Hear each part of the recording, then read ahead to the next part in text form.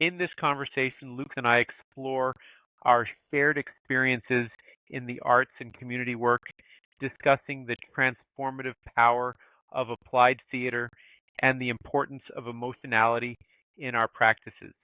We reflect on our personal journeys, the impacts of collaboration, and the role of organizations like the Eastside Institute and the All Stars Project in shaping our work. Our discussion emphasizes the significance of relationality and healing and the revolutionary nature of community engagement. We close with inviting listeners to consider how they can connect and grow together with us.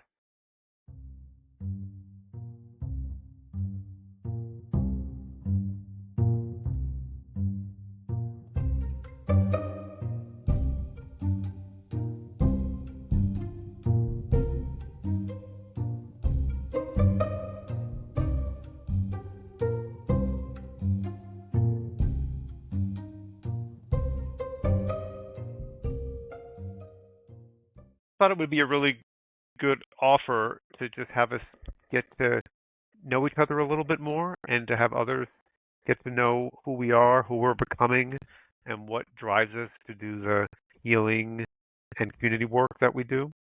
I love that. I absolutely love that. Yeah, I mean, right off the bat, I was knowing each other as much as we do and having our conversations. It was fun to pick up the similarities as much as the differences. I Mm, know in our study group together, when we worked or when we learned with ESI together, there was a lot of trying to differentiate because we had the same name. So it was East Coast Luke, West Coast Luke, Aloha Luke, non Aloha Luke. yeah, there might have even been a time where it was like Luke 1 and Luke 2, for Yeah, example. Yeah, yeah, yeah. yeah. But then getting to know each other better, the similarities came to keep unfolding. So like you you were up north as well, right, growing up? Yeah, I grew up in the New York City suburbs Yeah, perfect. and did my undergraduate degree in the northwest part of New York. So I lived in New York for the first 29 or so years of my life. Yeah, yeah, okay. Yeah, And and what about you? I I thought, was Connecticut. So yeah, right there. It was 2 hours apart basically for um Connecticut to New York. So yeah, all right there. And then I went to Ohio for undergrad. But like I had family in Chicago, you were in Chicago, stuff like that. Like, yeah, it's been kind of funny how everything's connected in that regard. yeah, and maybe like for me, another connection I've felt about us is that while our maybe formal learning experiences differ, like you, I think if I remember your, at least your master's, your MFA is in theater and directing. I do have at least lived experience in acting and improv. And while I might have a formal degree in education, we both have been teachers. Yeah, yeah. Oh, that's really funny. Yeah, so I did not have formal training in either psychology or education. You, on the other hand, have. Meanwhile, all my formal education was theater and acting and that side of things. Yeah. So it's, Yeah, yeah. I mean, like, and I might have obviously I took acting classes or improv classes. I didn't take improv classes in formal learning environments, but I did take acting classes as an undergrad. Most of my experiences learning about that come from my time in Chicago at the Second City and IO and the Annoyance and other great theaters there. Um, yeah, Yeah. I really feel something about that because we've both brought those, and of course others, but we've both brought those lived experiences as artists, as educators, as northeasterners to our friendship and to our collaborations. Yeah. I don't want to say that's the reason, but I wonder if that's part of why we clicked so well in the beginning of just these similarities that weren't discussed because we were so busy with like, oh, Luke's in Hawaii and all that. Yeah. I mean, I always felt for me, help me. I'm wondering if this resonates with you. I I've met a lot, not going to say a lot, but I've met a good number of people who do the arts without that applied community feel.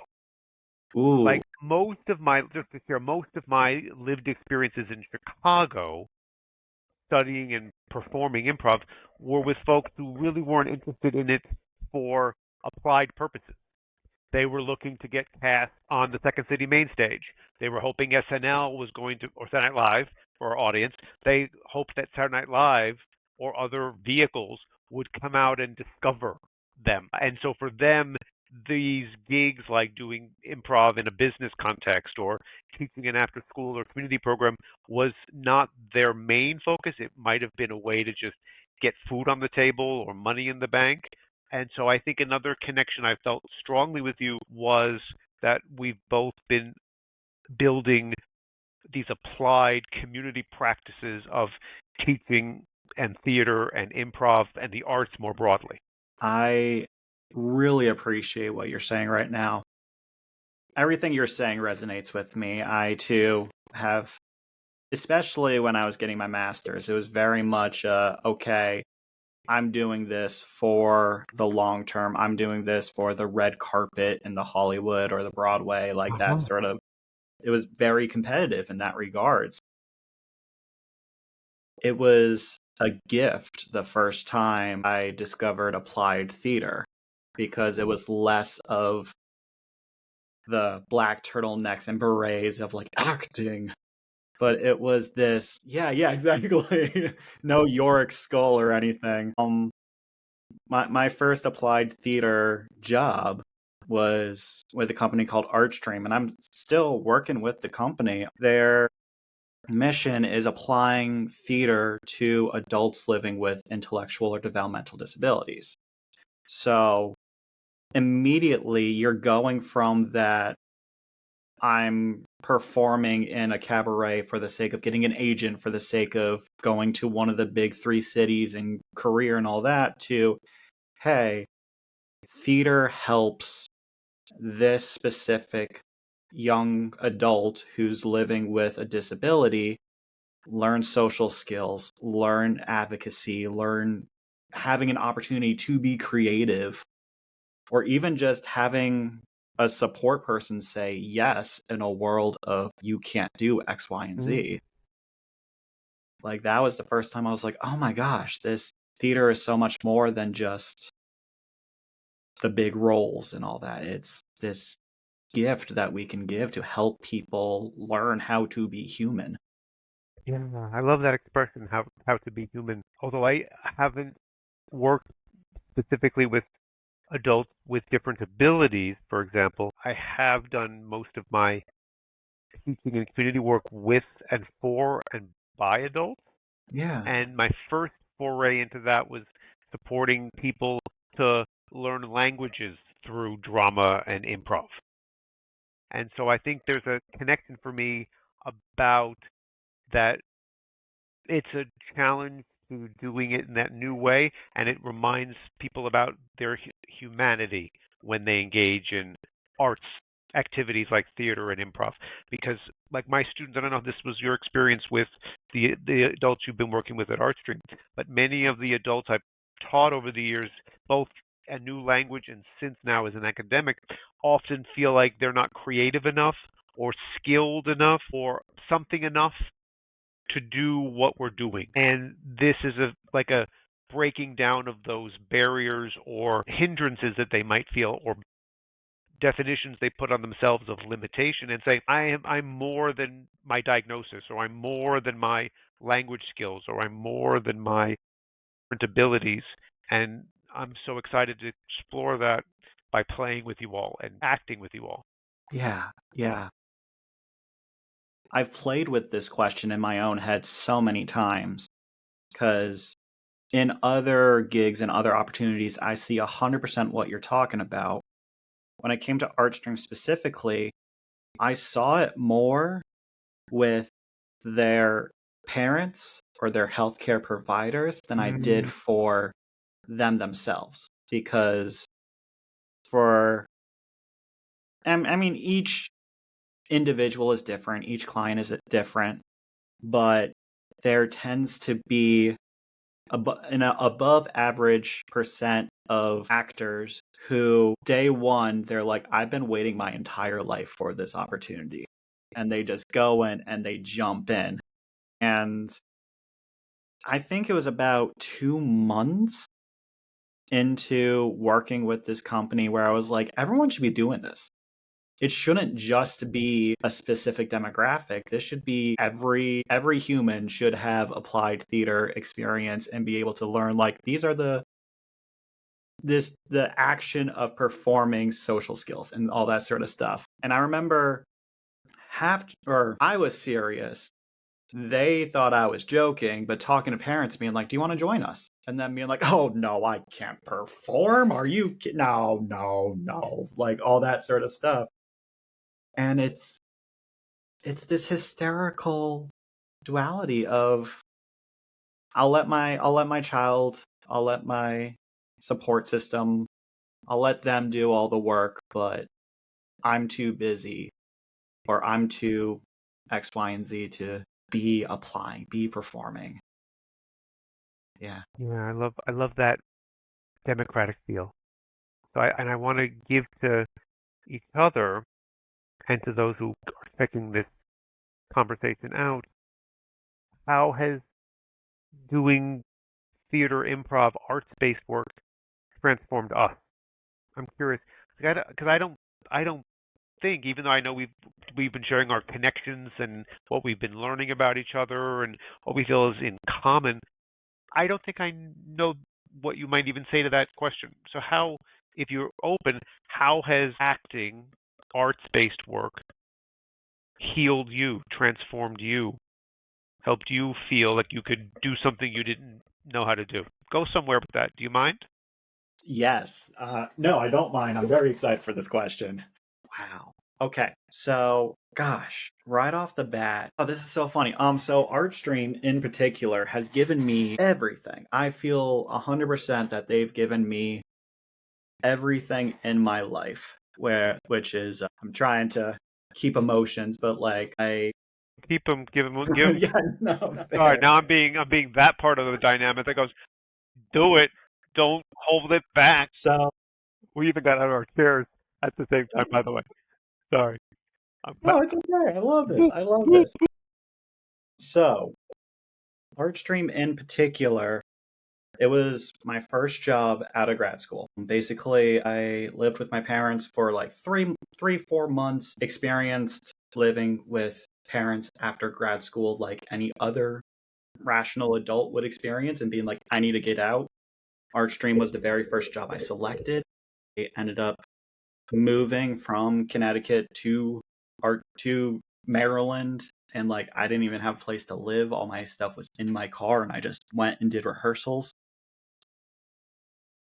Lindsay was the person that was at my job interview for Artstream, and so like we met there, and yeah, now we're getting married in May and stuff like that. So like my mentor is one of the founders of Artstream, and she's the one that really pushed me on the healing path. Where, okay, pushed is the wrong word. It was more, I would come up with a question and then I would get a very long email of, here's every single resource that I could possibly give you on this subject. This is amazing. Go, go, go. A board member of Artstream during COVID reached out to a bunch of teaching artists and said, hey, I know you guys might be feeling a little stir crazy right now. Here's this really cool workshop. Maybe you guys should check it out. And it was a link to the All Stars Project. So if it wasn't for this one company, I would not be with ESI. I would not have met you. I wouldn't have met my wife. Like all of this stuff. And that's just from the semantics of a business. Then we dive into the theory and the idea of you don't have to be a competitive actor in order to appreciate the arts. Here's a whole nother pattern. Or just the kindness of some of these participants that are just, you might have a rough day, you might be stuck on the highway at bumper to bumper traffic, and you come in and you just see people that just want to work with you and create with you. And there was a moment, a very long moment of being in the industry, of being like, right, this is what it's like to create with people who want to create with you instead of thinking about SNL or Second City or Broadway. And like, yeah. So that was a very long word vomit in my mind, but just this, it changed my life. This one little applied theater practice completely revolutionized my life. Wow. Yeah, I feel super closer to you, and I didn't know nearly anything of what you just said. I mean, meaning I might have known your grad school and your home state, for example, before. So I'm really grateful for you to give us that and keep getting to know each other. I think that's great. I'm excited Thanks. about that. Seems like so much came from that experience of taking a job. Sounds like the Yeah, Artstream experience was a first job out of grad school, and it didn't end up being just first job out of grad school. pretty much. It blows me away. And I've had tensions with other theater companies in the past, but the bottom line was like, why isn't every theater like an applied theater company? And it was just that bottom line of like, what would Broadway look like if it was taking an applied theater background? So like, what if Hamilton was devised by the ensemble? Or Mm, it interesting. would completely change how we look at art. Yeah. No, I totally feel you. And I feel that because I also sense that, like, from the formal learning experiences that people get, whether that's their MFAs, their undergrad in theater, whatever it might be. I don't know this again because my position in the university is more in education and human development. I do feel that most academic training does not add that applied community piece. If anything, it's like an elective or a random event that you might be able to do as a independent study or something. So like even with my own university, we don't have an arts major or any kind of arts major. And if we did, we would want it to have a more social justice lens or a more applied approach.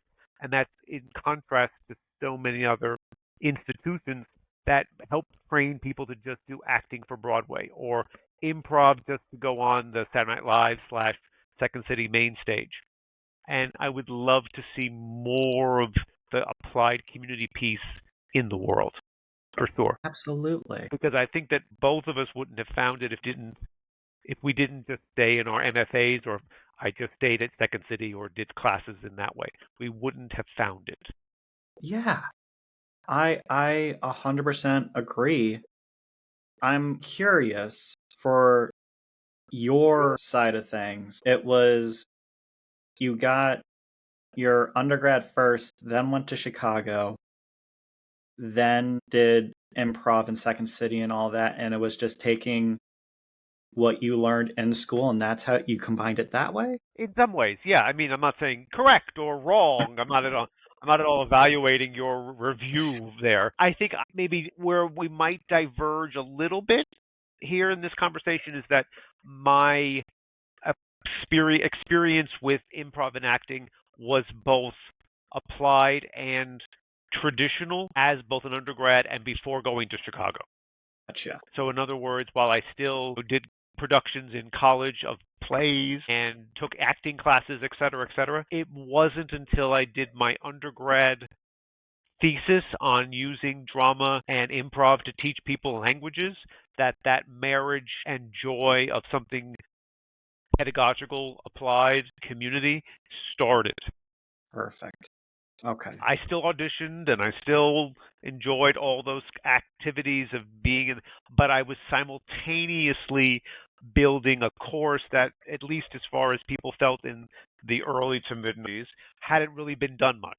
People were exploring doing improv and drama to teach adults, say, English, but it was a niche and it was rather weird to talk about back then. And I did that after graduation. So much like you might have been looking for your first job, my first jobs were still teaching English in corporate settings and still finding ways to niche a theater or improv approach.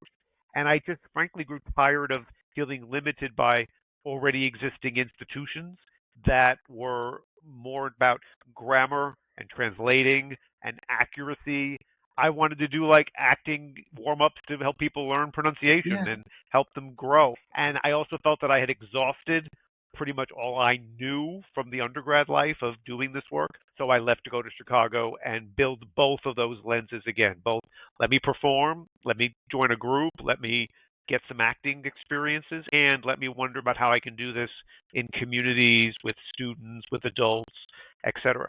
The thing that came up for me, and I'll also call this my word vomit, is I went to do that. What ended up happening amongst many gorgeous things like working with youth programs and working with adults and teaching in universities and all that good stuff, is I ended up getting a doctorate in it, which was not part of the plan. Talk about improv.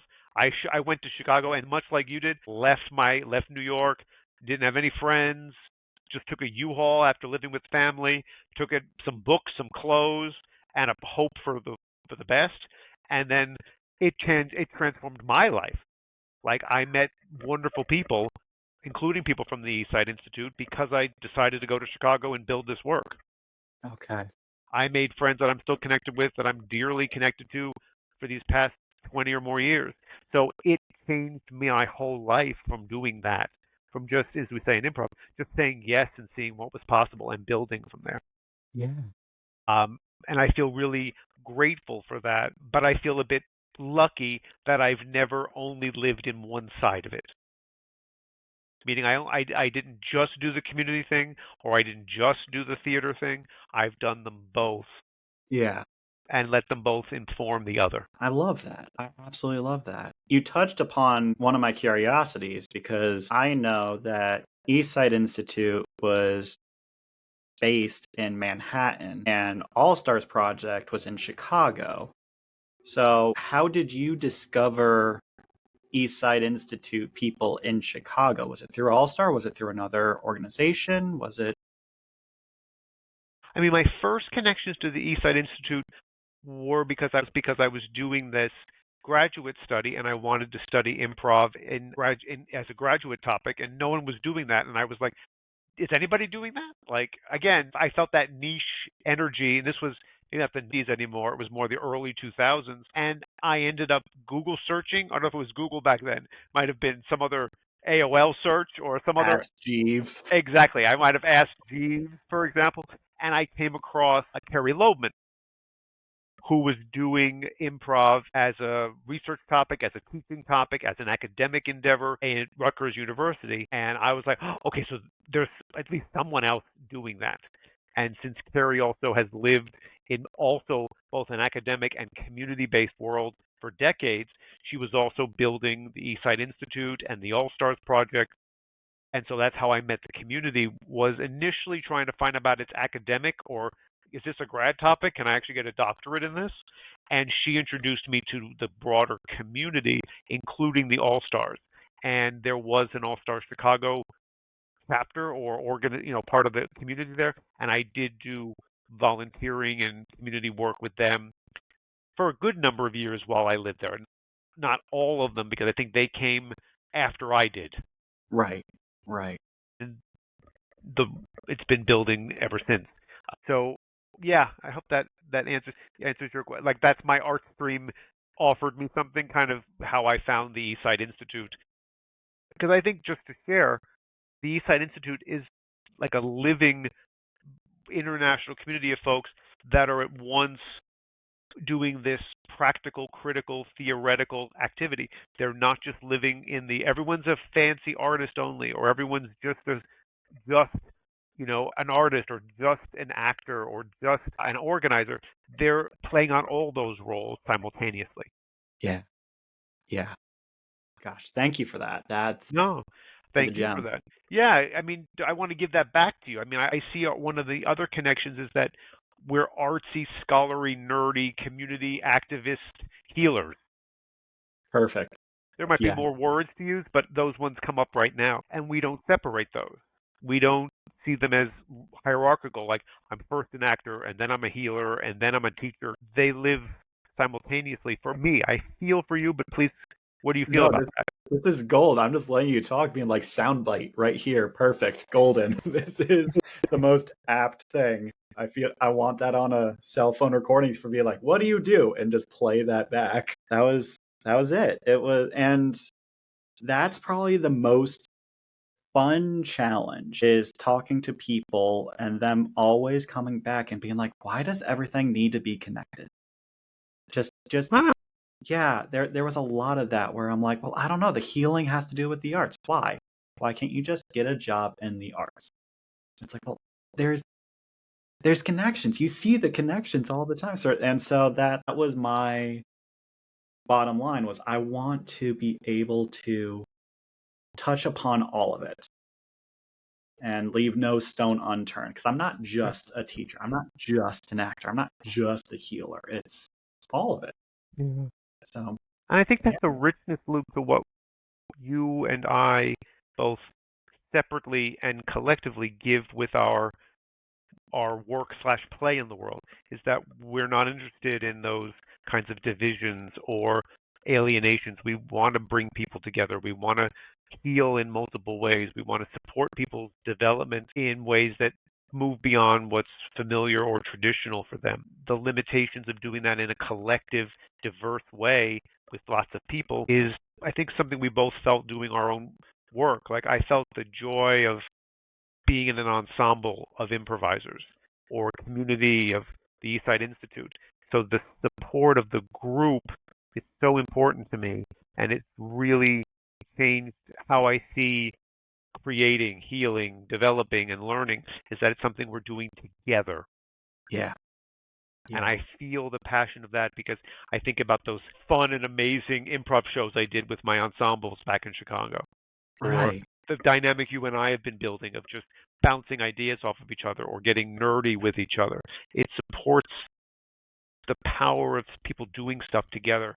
And that's why I'm glad we have our partnership and to keep building it because we're building it and growing together. Damn. That's oh my gosh, you're saying everything perfectly. This is yeah, 100%. That level of community, that level of group building, the most revolutionary aspect of what we do that if I could go back in time and tell all the commercial theater people is it's not the individual. The idea of how revolutionary would art be if it's get the individual lead actor mindset out of it. Well, yes, and it's also not the individual learner in a classroom or the No, individual client in a therapy session, for example, or an individual who's maybe seeking energy or body work or healing of it's what relationality with the world, with each other, and how that can be the transformative catalyst for, I think, the healing that the world needs so much these days. and then playing on top of that with healing the world versus healing yourself. So the idea of I mean, we've already said it so many times, but on a healing journey, there's a Western mindset of I'm in this by myself. And the revolutionary mindset of no, you're not. You have coaches that can help you, doctors that can help you, family, friends that can help you. There's the healing teams that ESI coined. But then playing with that duality with the world.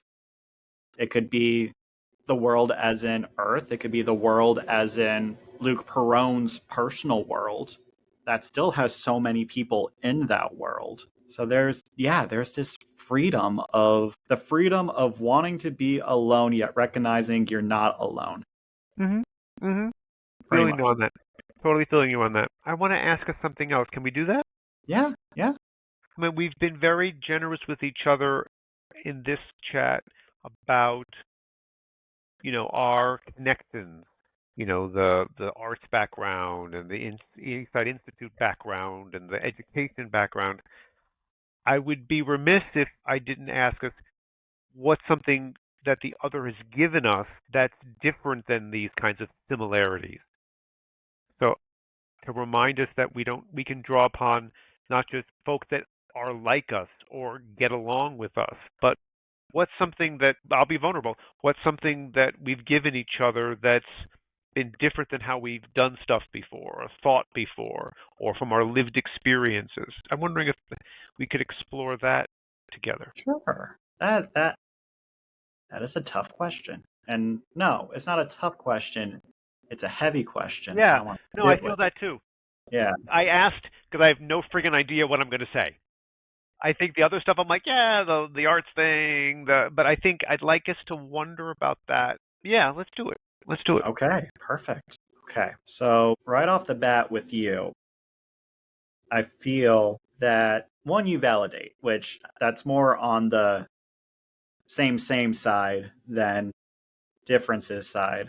But you have a wonderful way of challenging yourself, and by challenging yourself, challenge the community or challenge me.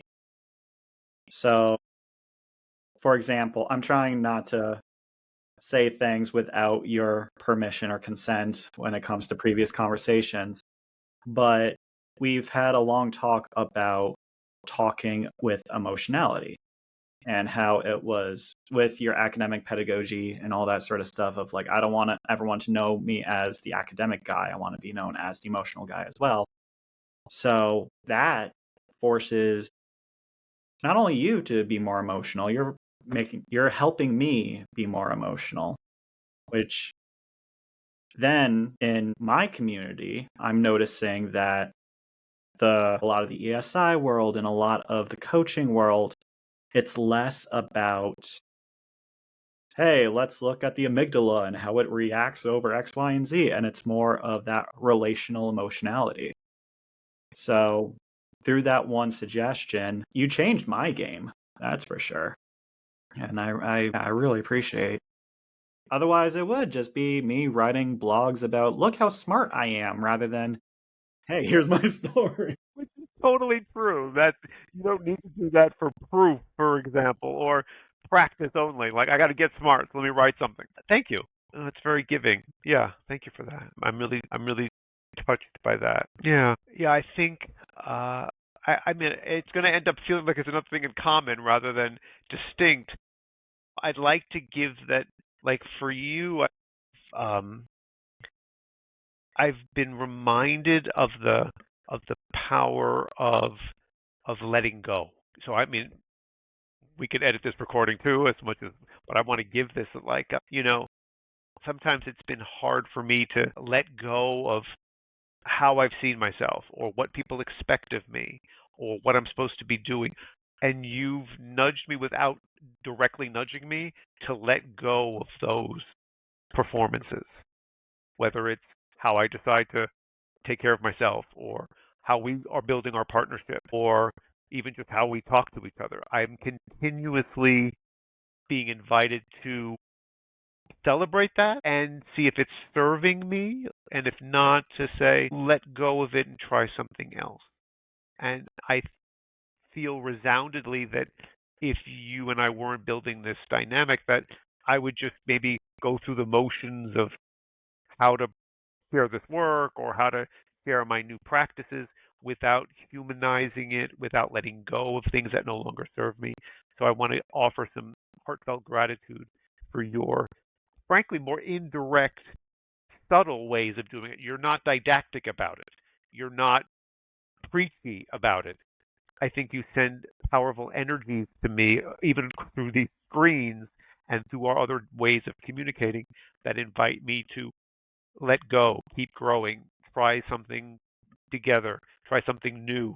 And I think that's been so liberatory for me. I just want to let that sit because that was beautiful. I really appreciate that. Thank you. Sincerely, thank you. Yeah, so I don't know. There's just this beautiful opportunity then of being able to apply this to the community, the capital T, capital C, the community. I don't know. I'm trying to come up with a good segue or anything like that, but I honestly can't at this moment. I just feel like that was the icing on the cake. Me too.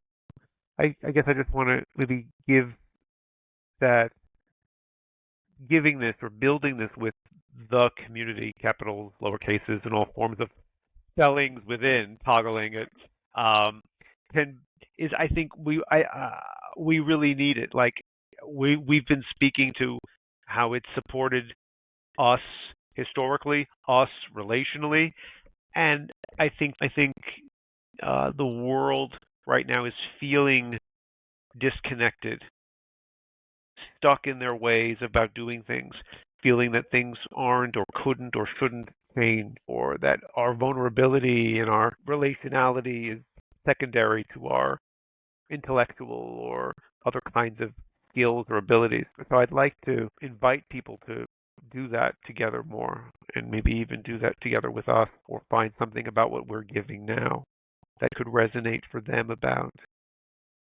changing how they relate to the world, how they take care of themselves, how they help make the world a more loving, a healing place. Absolutely.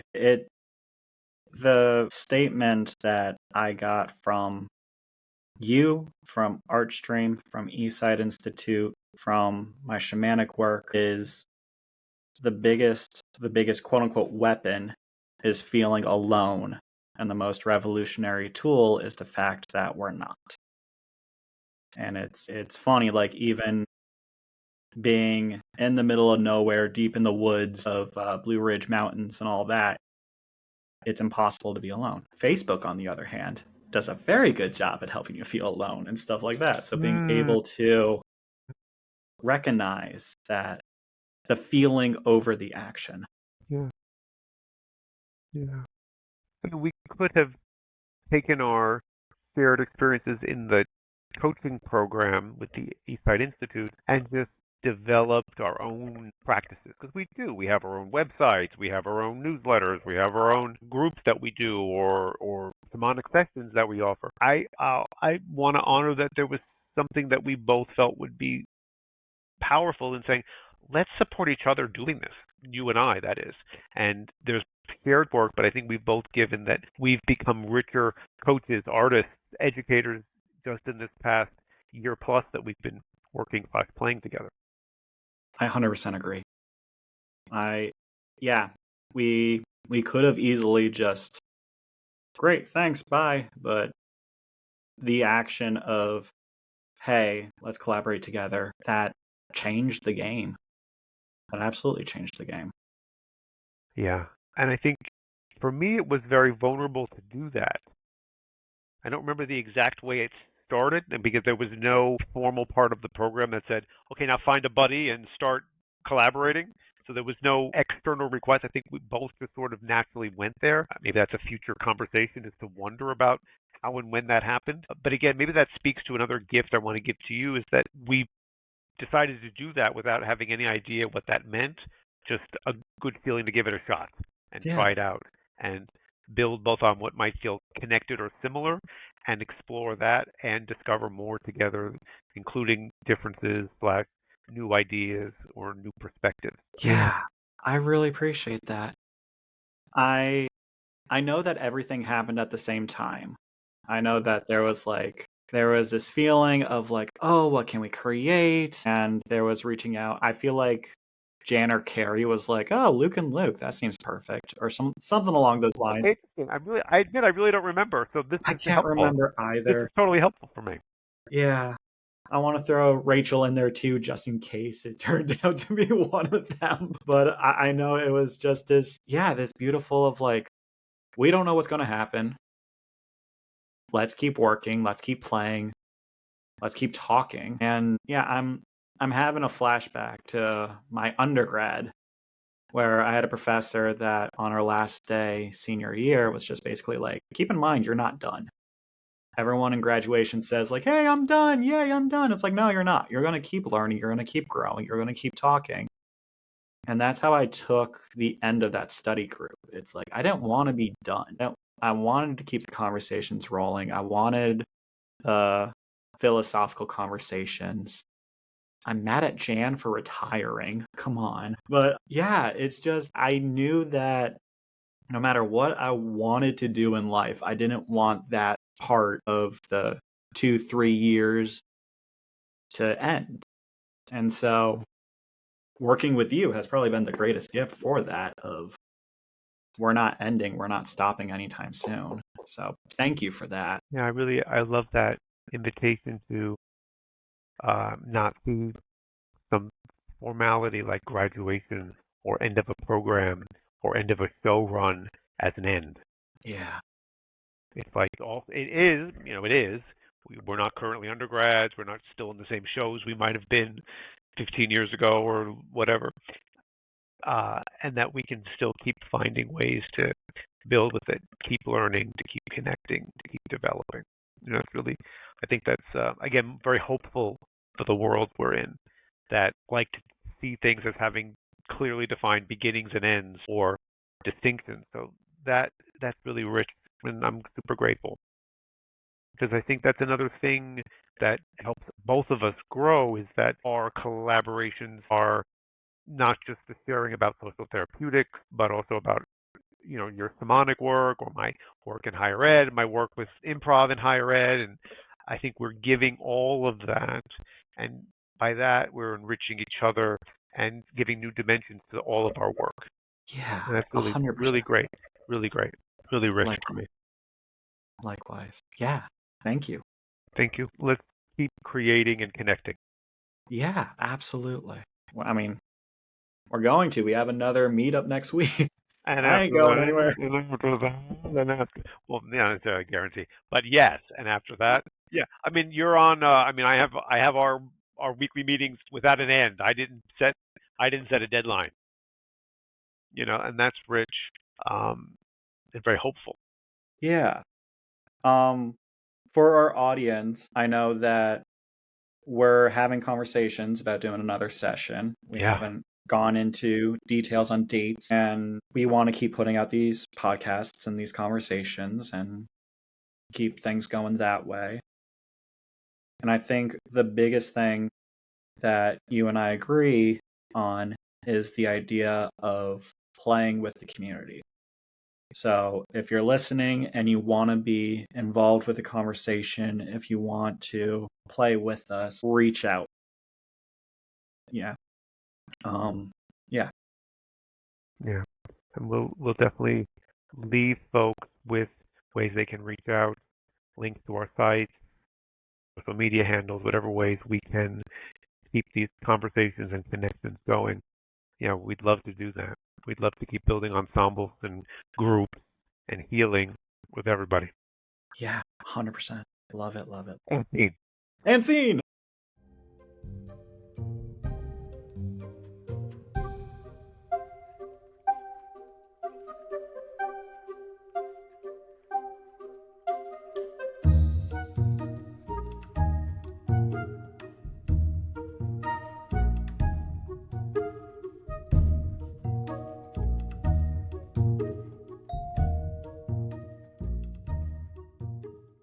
Thanks for checking out this conversation with the Lukes. We'd love to build on this conversation with you also. Feel free to check us out on social media or via our websites. We'll offer handles and links in the show notes. Let's keep the conversations rolling.